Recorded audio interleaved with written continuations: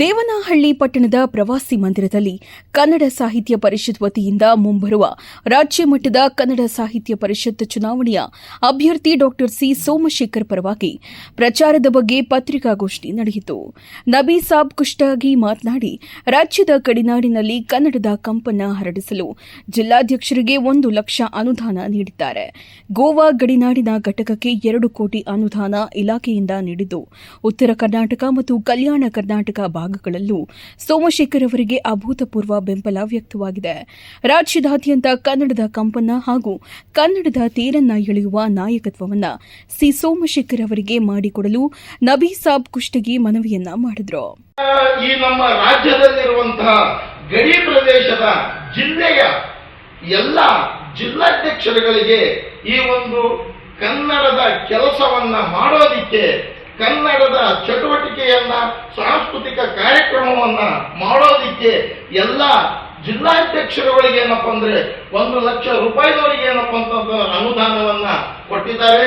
ಅದರ ಜೊತೆಗೆ ಇವತ್ತು ಗೋವಾ ಗಡಿನಾಡ ಘಟಕಕ್ಕೆ ಸುಮಾರು 2 ಕೋಟಿಯ ಒಂದು ಜಾಗವನ್ನ ಏನಪ್ಪ ಅಂದ್ರೆ ಅವರು ಅಲ್ಲಿ ಸಹಾಯ ಮಾಡಿದ್ದಾರೆ ಇಲಾಖೆಯಿಂದ. ಅದರ ಜೊತೆಗೆ 10 ಕೋಟಿಯಲ್ಲೇನೂ ಕೂಡ ಕನ್ನಡ ಭವನಕ್ಕೆ ಇರಬಹುದು, ಅದರ ಜೊತೆಗೆ ಕಲಬುರಗಿ ಇರಬಹುದು, ಹೀಗೆ ಹಲವಾರು ಗಡಿ ಜಿಲ್ಲೆಗಳಲ್ಲಿ ಅವರು ಕನ್ನಡದ ಕಾರ್ಯಕ್ರಮಗಳನ್ನ, ಕನ್ನಡದ ಚಟುವಟಿಕೆಗಳನ್ನ ಹಮ್ಮಿಕೊಳ್ಳಲು ಹಲವಾರು ರೀತಿಯಾದಂತಹ ಒಂದು ಸೇವೆಯನ್ನ ಮಾಡಿದ್ದಾರೆ ಅನ್ನುವಂತಹ ಒಂದು ಹೇಳಿಕೆಗಳನ್ನ, ವಿಚಾರಗಳನ್ನ ಅವರಿಂದ ತಿಳಿಯುವುದರ ಜೊತೆಗೆಲ್ಲ ಅಲ್ಲಿದ್ದಂಥವ್ರು ಏನಪ್ಪ ಅಂದ್ರೆ ನಮಗೆ ತಿಳಿಸಿದ್ರು.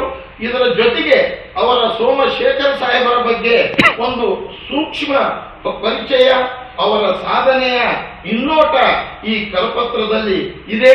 ಈ ಹಿನ್ನೆಲೆಯಲ್ಲಿ ಏನು ಇವತ್ತು ಉತ್ತರ ಕರ್ನಾಟಕ, ಕಲ್ಯಾಣ ಕರ್ನಾಟಕ ಆ ಭಾಗದಲ್ಲಿ ಏನಪ್ಪ ಅಂದ್ರೆ ಬೆಂಬಲ ವ್ಯಕ್ತ ಆಗಬೇಕಂತ ಏನು ಇವತ್ತಿನ ದಿವಸದಲ್ಲಿ ಹೇಳ್ತಾ ಇದ್ದೀರಲ್ಲ, ನಿಜವಾಗ್ಲೂ ನಾನು ಕೂಡ ಏನಪ್ಪ ಅಂದ್ರೆ ಒಬ್ಬ ಕಲ್ಯಾಣ ಕರ್ನಾಟಕದ ಕೊಪ್ಪಳ ಜಿಲ್ಲೆಯ ಕುಷ್ಟಗಿ ತಾಲೂಕಿನವನು.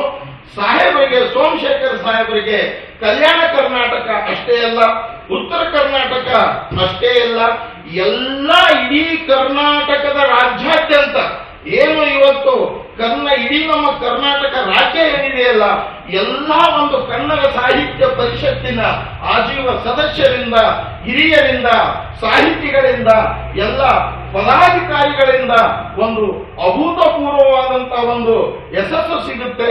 ಮುಂದೆ ಅವರು ಕನ್ನಡಮ್ಮನ ಸೇವೆಯನ್ನ ಮಾಡೋದಿಕ್ಕೆ ನಿಮ್ಮೆಲ್ಲರ ಒಂದು ಸಹಕಾರ, ಹಿರಿಯರ ಆಶೀರ್ವಾದ ಸಿಗುತ್ತೆ ಅನ್ನುವಂತಹ.